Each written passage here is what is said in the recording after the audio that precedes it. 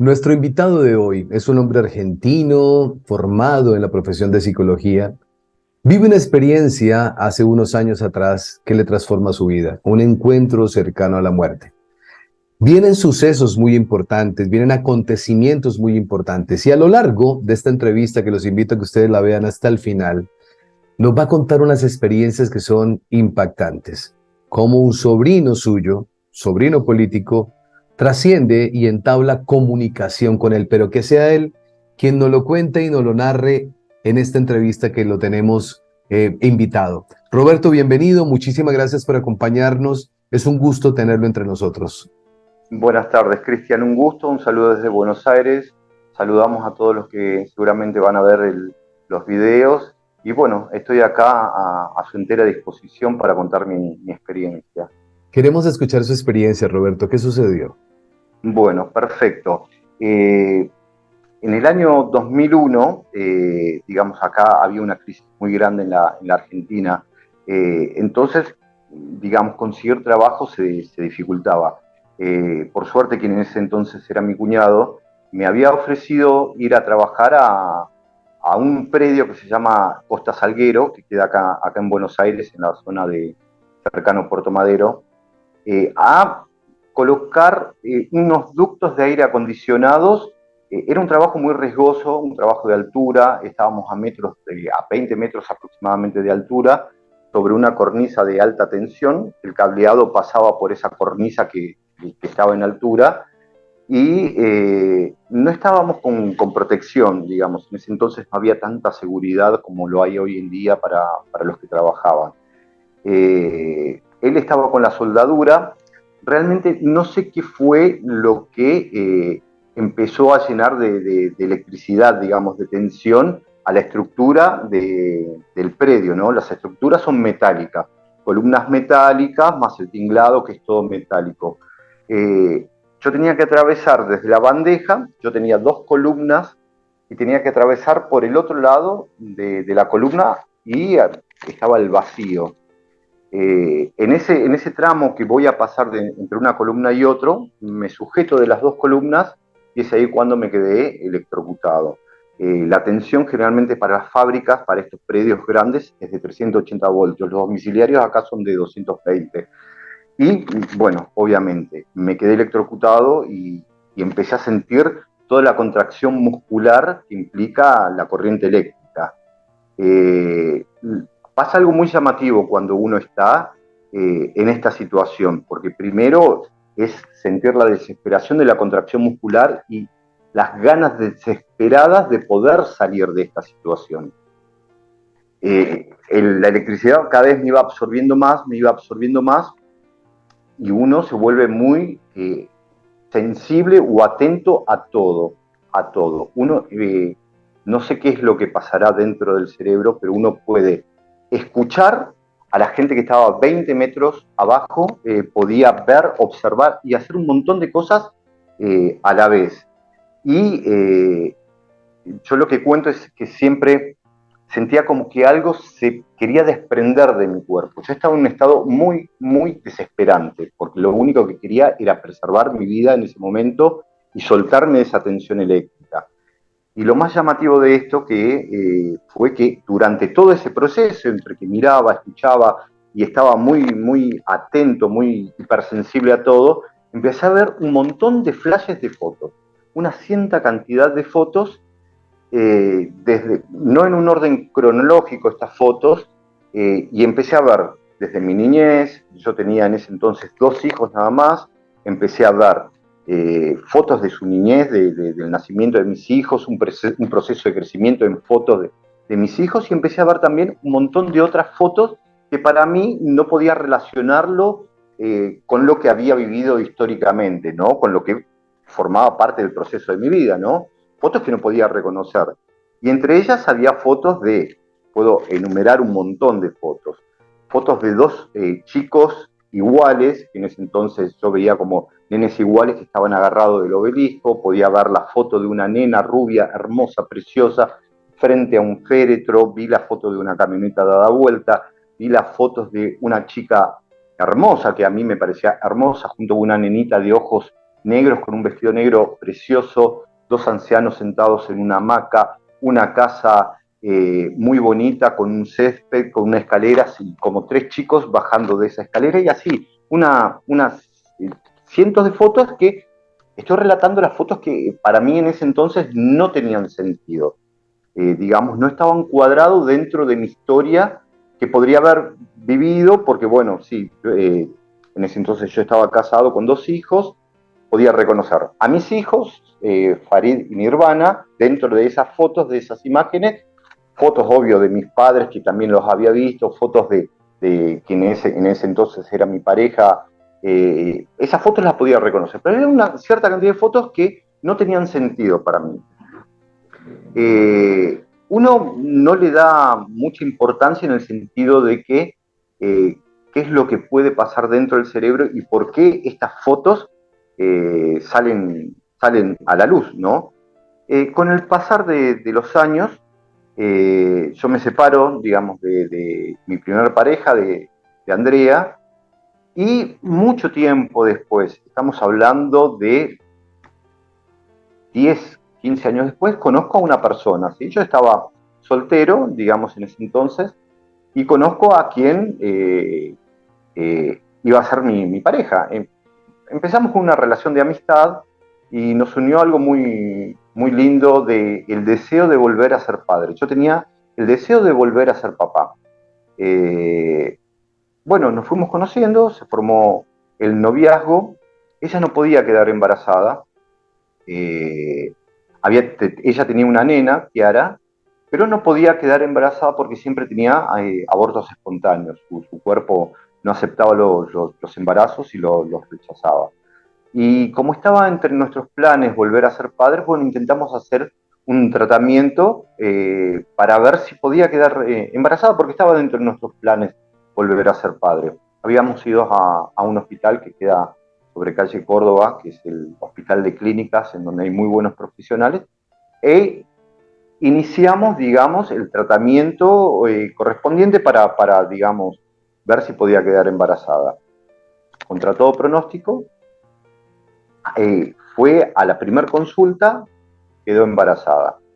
Bueno, obvio, iba a venir un bebé, nosotros estamos felices por esa situación, y recuerdo que yo tenía la costumbre de cada vez que me iba a trabajar, le daba un beso a la panza, le daba un beso a ella y me iba. Era un ritual que teníamos, ¿no? Cuando uno está esperando un hijo, trata de ser lo más atento posible con su pareja. Recuerdo un día que se me pasó darle un beso a la panza, estaba apurado, di un beso a ella y me fui. Y me manda un mensaje de texto, en ese entonces estaban los mensajes de texto diciéndome que me había olvidado de algo. Le había dicho, sí, perdóname, me olvidé de darle un beso a la panza, dale un beso a mis gemelos, quedó como una broma, nada más, vos estás loco, bueno, las cosas cómicas que pueden pasar en ese momento.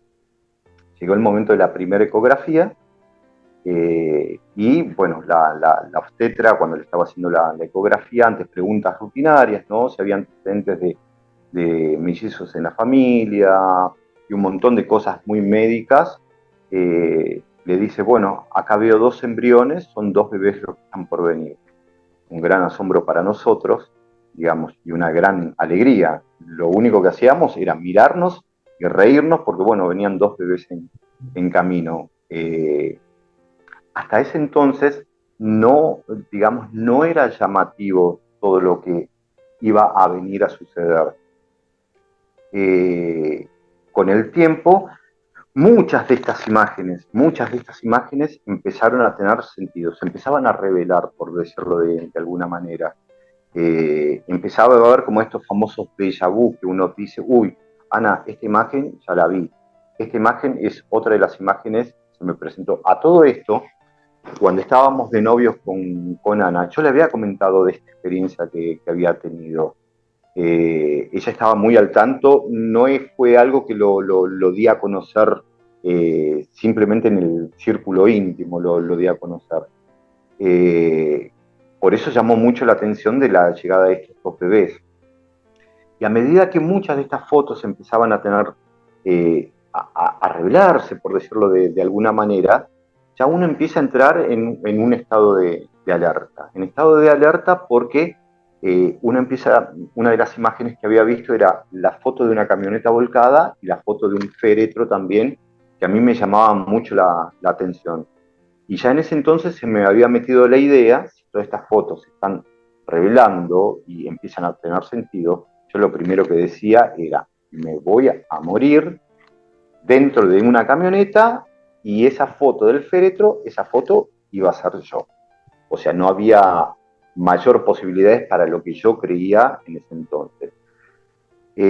Da la casualidad que la foto de la chica que estaba frente al féretro, digamos, soy malo para calcular las edades, pero yo le podía dar la edad de esa chica que podía tener 17 años aproximadamente.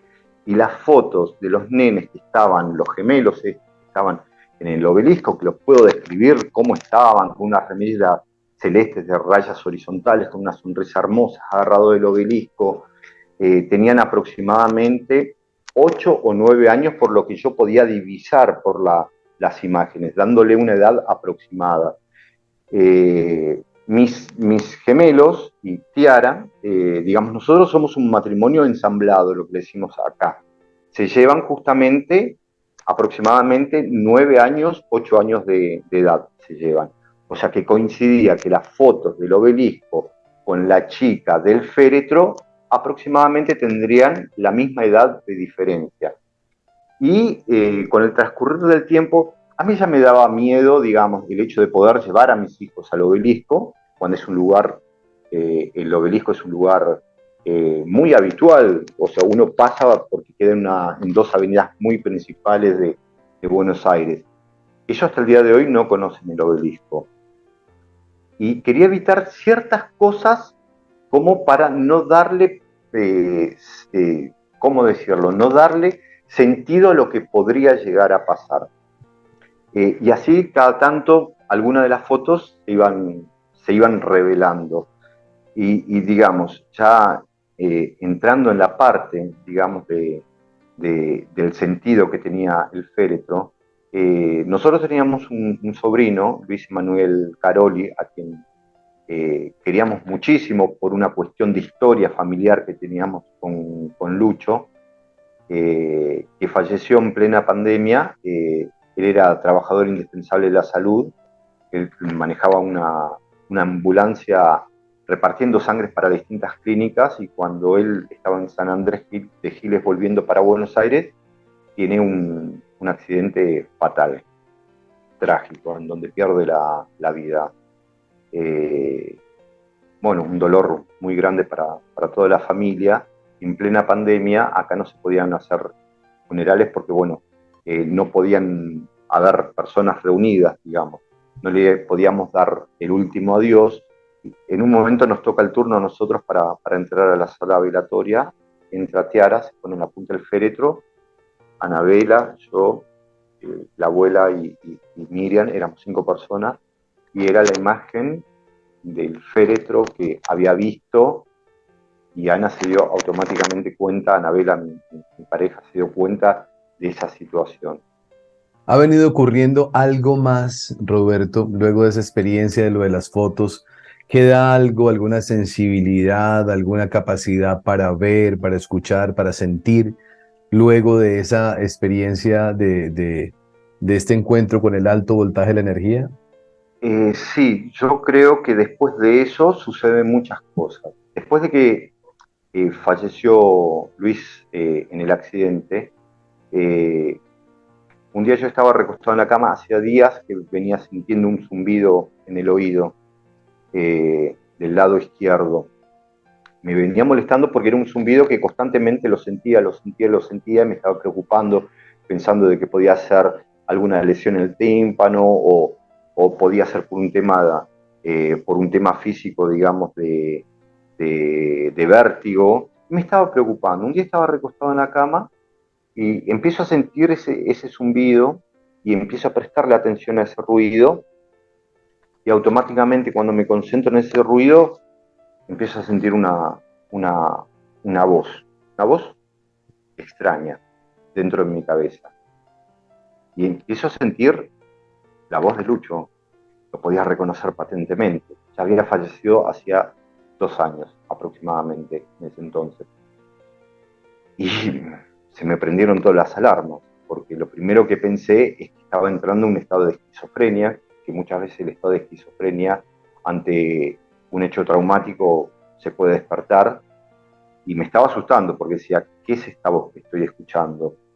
Sentía que me hablaba, me decía, hola tío, ¿cómo estás? Dice, siempre una voz muy alegre. Te vine a visitar y sentía su cálida risa, por decirlo de alguna manera.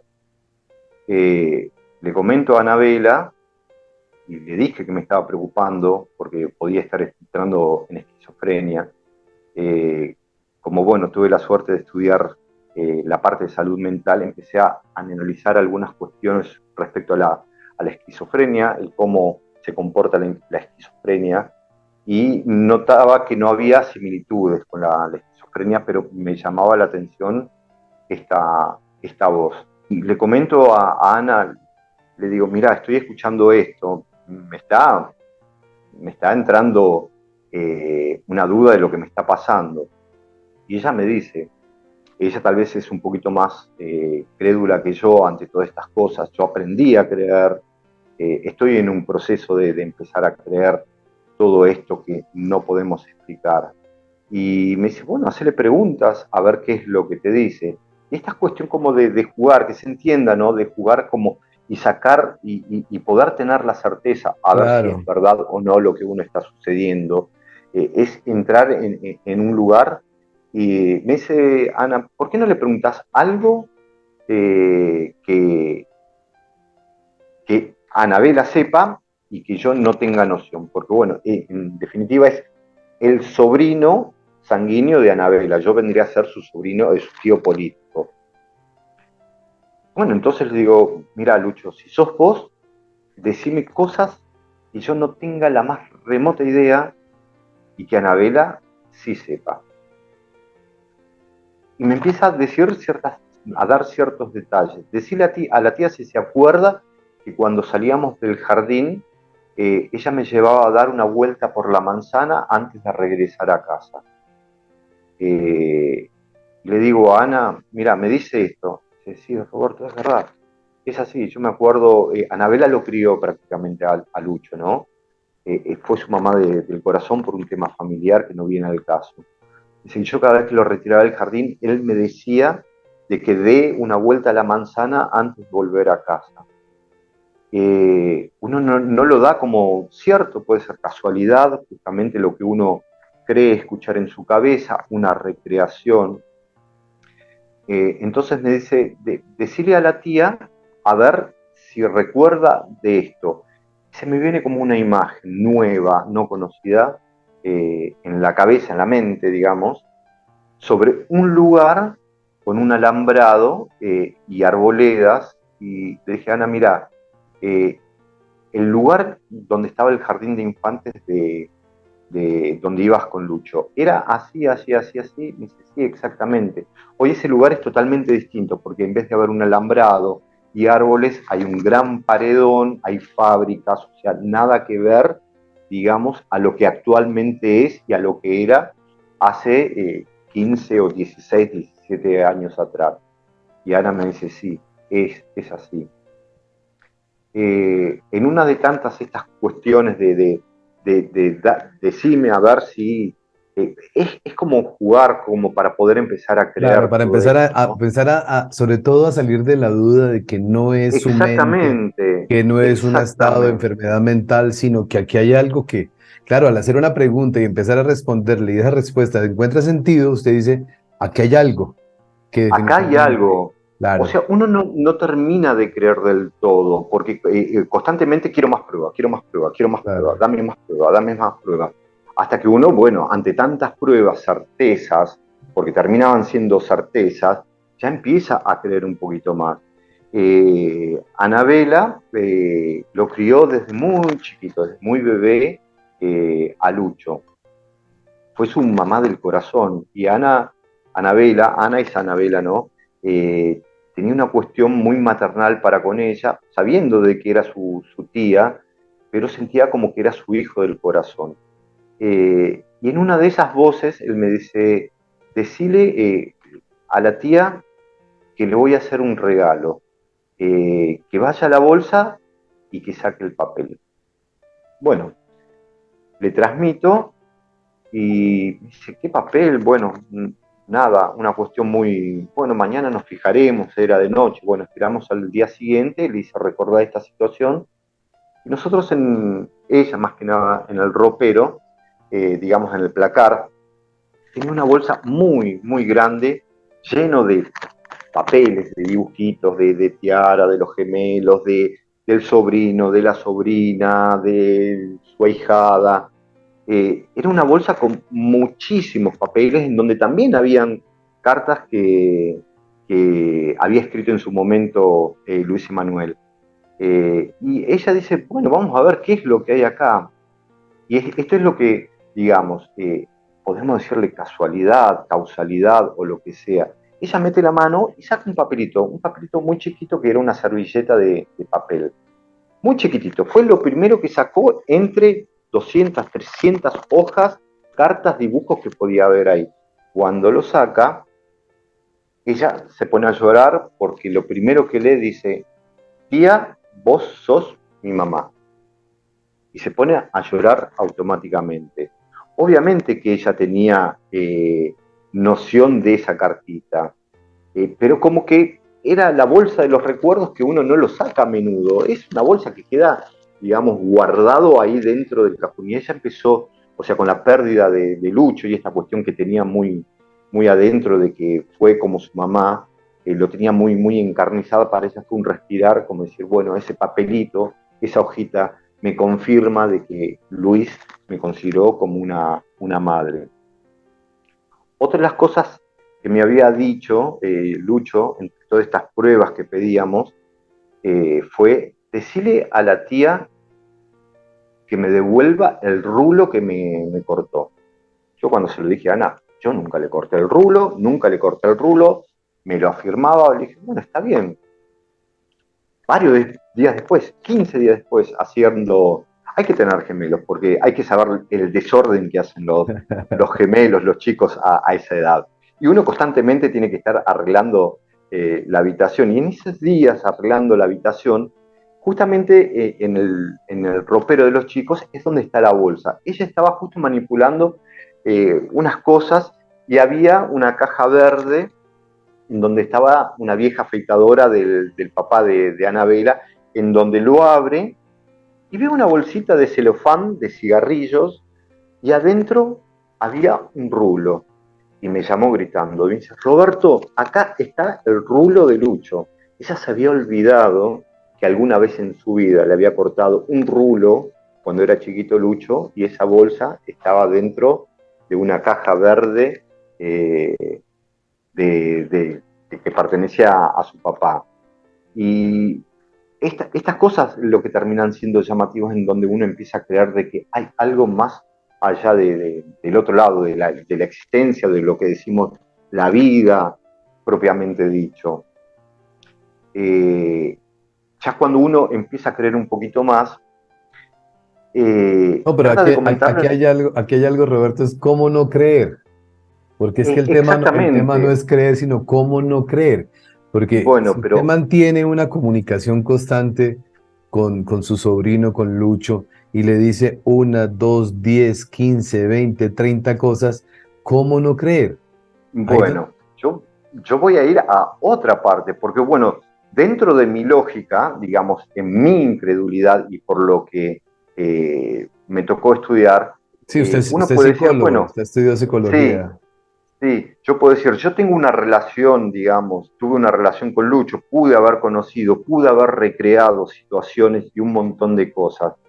Entonces, bueno, uno puede llegar a deducir ciertas cosas que para mí, porque yo a Lucho lo vine a conocer cuando él tenía 15 años, 16 años, eh, y toda su infancia no tengo noción de lo que fue su vida. Pero bueno, se me ocurre contarlo en un grupo muy, muy reducido. Tengo expareja de Lucho, que se llama Mica, una sobrina a quien le tengo mucho cariño. Un día siempre venía a casa, ¿no? Después del fallecimiento de Lucho nos seguíamos viendo, y un día la invitamos a comer. Estaba mi hija Nirvana, Ana, yo, los gemelos, y éramos los que estábamos. Se me ocurrió comentarle esto que me estaba pasando. Y bueno, ante todo esto se forma un diálogo. Y Micaela me comenta de que tal vez ella un poquito más supersticiosa, lo que yo considero que podía ser supersticiosa, me dice, uy, Roberto, vos sabés que yo vengo escuchando muchos ruidos en mi casa y se formaba hasta una charla irónica del tema, ese de Serlucho que me está molestando porque no quiere que rehaga mi vida y que me jode y que escucho los ruidos y a veces me atemorizan. Dice, vos podés decirme si es Lucho, y le digo, mira, yo no sé si es Lucho, esperá, yo tampoco esto lo tengo muy trabajado. Perdonen la forma que hablo, porque hablo muy como hablamos acá en Argentina, con la terminología muy de Argentina. Le dije, bueno, déjame ver, no es que yo puedo ponerme a hacer y nada, esto sucede cuando sucede de forma espontánea. Y automáticamente, pum, escucho el zumbido. Y cuando escucho el zumbido, escucho otra voz que no era la de Lucho. Y lo primero que me dice es decirle a Mica que no, los ruidos que escucha no es de Lucho. Y le digo, Mica, me dice, no sé quién es, que Wow. no es él estos ruidos que vos escuchás en tu casa. Y se queda asombrada. Y entonces, pregúntale quién es. Y mentalmente, en esta comunicación que yo tengo, digamos, con mi cabeza, ¿no? Con esa parte, le pregunto quién es. Y me dice, decirle que soy tres monedas. Y le digo a Mica, me dice que es tres monedas. Micaela se pone a llorar desconsoladamente. Yo no entendía nada, porque para mí la palabra tres monedas no tenía significado, no tenía sentido. Y bueno, obviamente Micaela nos relató el suceso. Tenía un tío que había fallecido, y en el momento que falleció le pusieron tres monedas, creo que dos en los ojos y una en la boca, según su relato. Entonces para ella tenía un sentido este famoso tres monedas. ¿Por qué lo hicieron? No es que sea un ritual habitual en Buenos Aires, ni sea un ritual muy común, digamos, en la gente que fallece. No sé si en Colombia se acostumbrará o en algún otro lugar. Nunca lo escuché, era la primera vez que escuchaba que una persona que haya fallecido en la actualidad le pongan tres monedas en el rostro. Y bueno, para ella fue un tema de saber quién era. Y lo primero que me dice, decirle que no tenga miedo y que saque eso que tiene debajo de su colchón, le digo. Y ella me había dicho que de que, como, digamos, después de que falleció Lucho, ella vivía solo y vivía muy atemorizada por el miedo a que le roben o todo lo demás, tenía un cuchillo debajo del colchón. Me dice, Roberto, yo duermo con un cuchillo debajo del colchón. Eh, Nada, terminó siendo hasta cómico.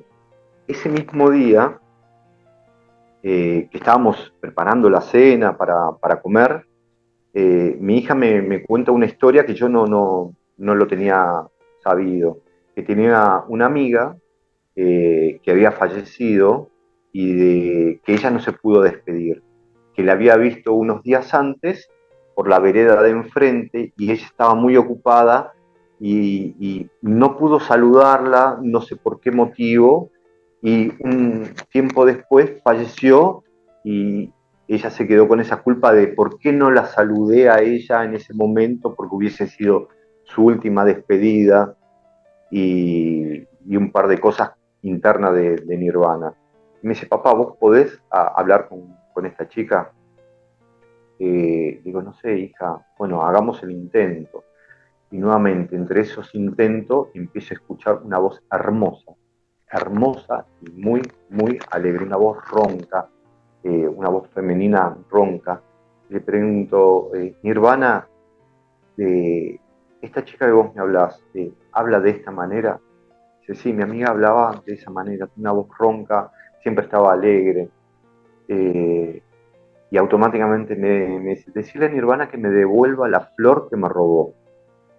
Y le digo, Nirvana dice que le devuelva la flor que le robaste. Eh, y ella se queda pensando y automáticamente sabe perfectamente a qué lo relacionaba. Por un tema de intimidad no quiero contar cuál era el sentido de la flor que le había robado, pero tenía un sentido para ella la flor que le había robado. Y me dice, decirle otra cosa, voy a decir una palabrota, pero fueron textuales palabras. Eh, y decirle a Nirvana que si llega a estar embarazada, le voy a pegar tantas patadas en el culo. Y Nirvana abre los ojos, se levanta, Anabela estaba a espaldas mía en la cocina cocinando, se levanta y se dirige hacia Anabela y saca el celular, yo me doy vuelta a mirar qué es lo que había pasado y le muestra algo el celular a Anabela. Y se me acercan las dos, me dice, papá, te tengo que mostrar algo. Me muestra, y yo no entendía qué era lo que me quería mostrar desde una aplicación. Y me dice, papá, estoy con 21 días de atrasos. Bueno, mi hija en ese entonces no tenía la confirmación del embarazo, obviamente que estaba embarazada, y nació mi cuarto nieto, que es Valentino. Entonces me dio la confirmación de que había un bebé por venir. Pues a mí no me queda la menor duda que, Roberto, que hay un don que se desarrolló en usted. Hay un don Sí, de comunicación, de mediunidad, hay un don de es, clariaudiencia, la capacidad de conectar. Para mí es muy claro, ¿no? Es tan claro como cuando usted le hacía preguntas a Lucho y Lucho le respondía con asertividad. De la misma manera yo lo exactamente, interpreto aquí, porque lo que veo es eso. Es que sucede muy frecuente. Cuando yo le hacía la pregunta qué sucedió después es por una razón. Que la mayoría de sí, personas que viven un encuentro cercano a la muerte terminan despertando cierto tipo de dones, de capacidades de comunicación, de sentir, de ver. Y aquí sí, usted me corrobora exactamente lo mismo que hemos venido encontrando repetidas veces con toda la gente que ha vivido esta experiencia. sí. Es que yo no sé, no le puedo asegurar si uno eh, lo trae después digamos, de una experiencia cercana a la muerte, o si lo trae de antes, o si cuando le empieza a prestar atención. Yo le empecé a prestar atención a todo esto muchísimos años después de haberme quedado electrocutado, o muchísimos años después empezaron a tener sentido todas estas imágenes y todas estas revelaciones. Otra de las situaciones que pasa, eh, tengo un sobrino que era el hermano de Lucho, que se llama Joel, que él es totalmente incrédulo ante todo, no cree ni en las religiones, ni en Dios, ni en la existencialidad, en nada. Es una persona que no cree en nada. Y eh, Lucho me había dicho, me dice, decirle a mi hermano, a Joel, dice que está mal, que el por qué no va, si tiene ganas de sacar esa angustia, que vaya y me visite al cementerio. Creo que Joel nunca fue al cementerio. Un día viene Joel y le comento esta situación y le digo, che, mira, tu hermano me dijo esto. Bueno, no lo tomó con mucha importancia. Él vive atrás, digamos, al lado de mi casa, en el fondo. Bueno, terminamos de comer, se fue para su casa. Ni bien llega a su casa, a los 5 minutos me manda un mensaje de texto. Tío, ¿puedo ir para allá? Sí, dale, venite, ¿qué pasó? Te quiero mostrar algo. Un amigo suyo, en ese interín en que él se estaba regresando a su casa, me dice, tío, mira lo que me manda mi amigo. Me dice, che, su mejor amigo le había escrito, soñé con tu hermano y me dijo de que vayas a visitarlo. Exactamente, más o menos, en palabras similares en lo que yo le había transmitido. Y él quedó atónito ante toda esta situación. Digamos, uno ya lo termina tomando con gracia, ¿no? Cada vez que todo esto se empieza a tener sentido o digamos, se da a conocer de que no es una casualidad. Claro, claro, van sucediendo tantas cosas que se van una con otra verificando, Sí, que no queda sí, otra. Ya, y también va pasando algo que es importante, que usted bien lo dice en medio de sus palabras, se va tomando confianza, ya se pierde el miedo y se va generando un nivel de comunicación diferente, ¿no? Sin el temor de qué es lo que está pasando, porque ya sí. sabe qué es lo que está pasando. Sí, obvio, o sea, no deja de producir un poquito de incertidumbre, porque es Ajá, algo con que tal vez uno no tiene herramientas como para manejar todo esto. Y claro. tampoco es que yo llego a mi casa, me pongo en estado de on, prender velas, a ver si me puedo comunicar con Ajá, el otro plano. No sé cómo llamarlo, cada quien le da un sí, nombre distinto. Eh, si hay una comunicación, que sea de forma espontánea, nunca forcé ninguna situación, trato de que sea lo más espontáneo y si no los tengo, mejor. ¿Sí? Mejor en el sentido de que ante esta incertidumbre de saber qué es lo que hay del otro lado, que hoy en día, yo siendo en su momento fui una persona creyente, y después con el transcurso del tiempo dejé de creer en todo y hoy en día vuelvo a creer, pero vuelvo a creer desde otro lugar. claro. Ya no creo, digamos, eh, en lo que la religión propiamente me pide que crea. Hoy tengo una creencia muchísimo más abierta que puede incluir a cualquier religión, a cualquier tipo de creencia dentro de lo que creo. O sea, si hoy en día una persona quiere creer en la Pachamama, lo crea, quiere creer en Jesús, Yahvé, Alá, Moisés, que lo crea, no me dificulta como antes me dificultaba yo siendo bautizado como Claro. católico apostólico romano. Hoy en día no considero que me represente la institución por, digamos, la estructura de la creencia. Hoy creo que me doy cuenta y estoy casi seguro que esta creencia es mucho más amplia de lo que nos quieren dar a conocer. Completamente. Roberto, muchísimas gracias. Gracias por habernos No, por compartido su favor, experiencia. Muchas por gracias favor, no, porque... le agradezco a usted. Y me encantó todo, más que encantarme, digo yo, me llena de mucha satisfacción encontrarme a una persona que conoce de la salud mental, que conoce porque se ha formado en ello. Vivir esta Sí, experiencia porque es maravilloso. Aquí hay un equilibrio donde hay cero emocionalidad, sino al contrario, tratando de encontrar la racionalidad del tema, pues en medio de esa racionalidad no le da otra oportunidad más que tanta prueba y evidencia de entender que hay algo que está más allá, que funciona. Y para mí, indudablemente, con tantas entrevistas que he tenido y que seguiremos teniendo, ratifica aún más que la vida sigue y la vida continúa, que la muerte no existe. exactamente. Tal vez no podamos tener con certeza qué es lo que hay del otro lado o cómo será o qué se sentirá, ¿no? Porque hasta Sí. no terminar la vida. Y lo que creo es que muchas veces estamos más preocupados por lo que hay del otro lado y nos olvidamos de que este lado también existe. Entonces Completamente de acuerdo.